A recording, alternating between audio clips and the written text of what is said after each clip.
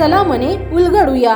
पुणे पुस्तक महोत्सवामध्ये आकर्षणाचा केंद्रबिंदू ठरलेल्या आदिवासी बोलीभाषेच्या प्रदर्शनास नागरिकांनी भेट देऊन आदिवासी संस्कृती, बोलीभाषा, रानभाज्या यांची माहिती घेतली आहे. मेळघाट येथील राईज फाउंडेशनच्या वतीने यावर्षी पुणे पुस्तक महोत्सवात भगवान यांच्या 150व्या जयंती निमित्ताने आदिवासी समाजाची संस्कृती दाखवणारे फोटो प्रदर्शन एफसी महाविद्यालयातील मुख्य इमारतीसमोर भरवण्यात आले. फाउंडेशनच्या वतीने आदिवासी संस्कृतीची भाषा, समाज, पर्यावरण, पुरातत्वीय आणि मानवशास्त्रीय मानकांच्या आधारे संशोधन करून आदिवासी बोलीभाषेसह मराठी, हिंदी आणि इंग्रजी भाषेतील पर्याय शब्द असलेले बालकोश, भाषाकोश, संस्कृतीकोश, आदिवासी लोकसाहित्य याबद्दल संशोधन केले जाते. या ठिकाणी 15 आदिवासी भाषेतील 9 लाखांपेक्षा अधिक शब्दांचे संकलन करण्यात आले असून यापैकी 1678 फोटोंचे प्रदर्शन या ठिकाणी भरवण्यात आलंय.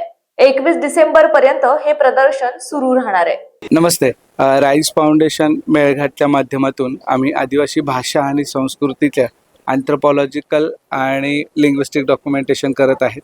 मागील 15 वर्षामध्ये आम्ही 15 आदिवासी भाषेतले 11 लाखापेक्षा अधिक शब्द, 10,000पेक्षा अधिक गाणे आणि 50,000पेक्षा अधिक सेंटेन्सेस आणि ग्रामर यांचा अभ्यास केलेला आहे.